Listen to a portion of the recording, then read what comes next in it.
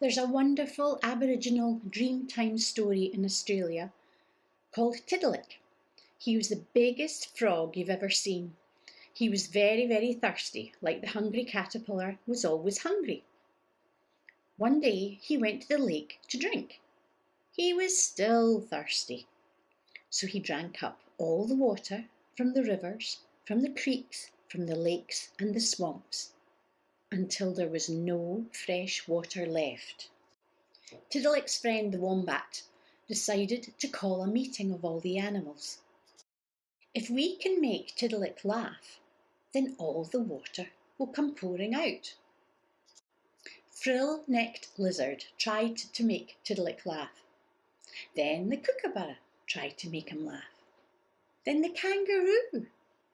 But nothing worked. He was so grumpy and so full of water, he wouldn't laugh at all.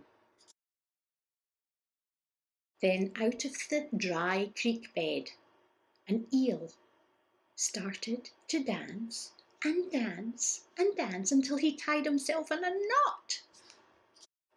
Tiddalik's eyes began to bulge, and then a rumbling sound could be heard from his tummy.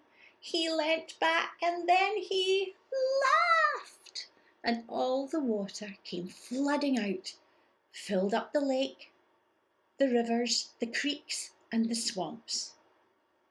And that's the story of Tiddalik.